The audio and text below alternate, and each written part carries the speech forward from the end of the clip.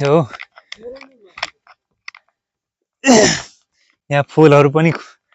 फुलेको छ भ्यू चाहिँ अति नै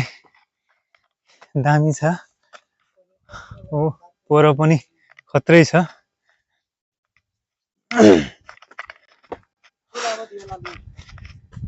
ओ माय गॉड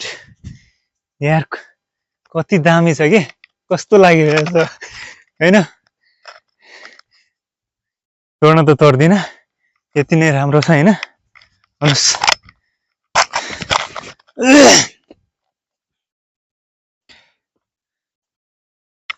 हो टाइम कति भयो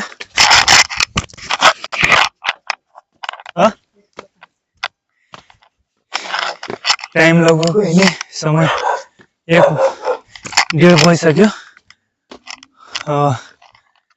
हामीहरू अहिले गइरहेको छौँ यहाँबाट हिमाल पनि मजाले देखिरहेको छ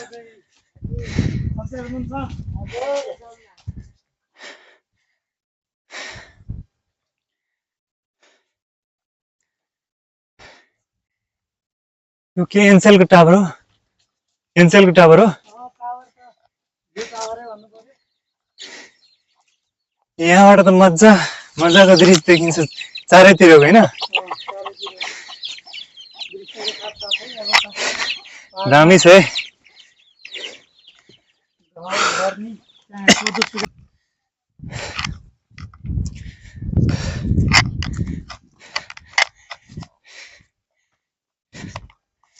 यो के हो ए कोदो हो ए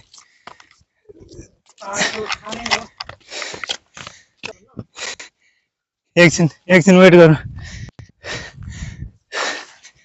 गाह्रो नै छ कि अहिले हैन लास्टै उकालो छ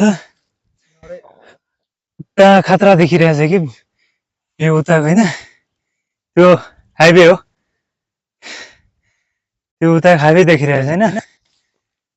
ल माथि जाऊ मधुपुरको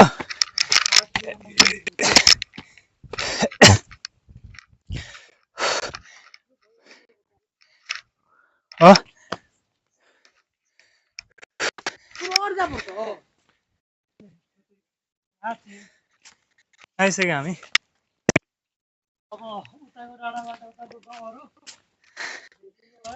यहाँबाट पोखरा पनि देखिन्छ हैन कहाँ हिमाल यो हिमाल देखिरहेको कुन हो यता अन्नपूर्ण हो यता अन्नपूर्ण भयो धौलागिरी भयो अनि यताको नाम अझ सहरको नाम बिर्से म ल यो थानी मानी देवको मन्दिर थानी भैरव भनेर भन्छन् अहिले त बन्द छ हैन यो श्री थानी मानी देवीको मन्दिर हो यो मन्दिर चाहिँ म्याग्दे 6 मनपाङ तनहुमा पर्छ यहाँबाट देखिने दृश्यहरू पनि धेरै नै मनमोहक छ लास्ट समय हेर्नु तपाईहरु आउनु तपाईँ आउनु यार खत्रै छ के मलाई यस्तो समहरू लाग्छ तर के गर्नु यहाँबाट त यार खत्रै देखिन्छ यो डाँडाबाट अब चारैतिरको हामीहरू यता पोखरानी देखिन्छ हो यता हाम्रो तनहुँ जिल्लाको सदरमुकाम दमौली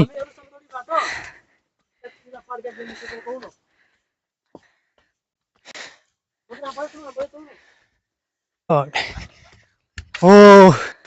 स्वर्गमा आइपुगे जस्तो लाग्छ के यहाँबाट देखिन्छ न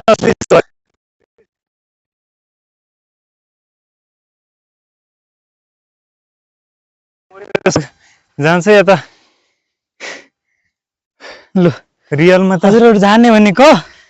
यो कुनामा हो पोखरालाई कुन पोखरा यता कुनामा जाँदै जाँदै पोखरै पुगिन्छ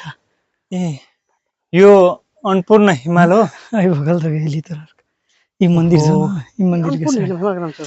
आई भगल हैनमा अन्नपूर्ण धौलागिरी खत्रै हिमाल खुलेको छ अहिले त। अझ बिहानको बेला अझ राम्रो देखिन्छ। ओहो कहाँ कहूँ न सब तली से आते जिला पार करके खतपली का सफर छ यसलाई गाडी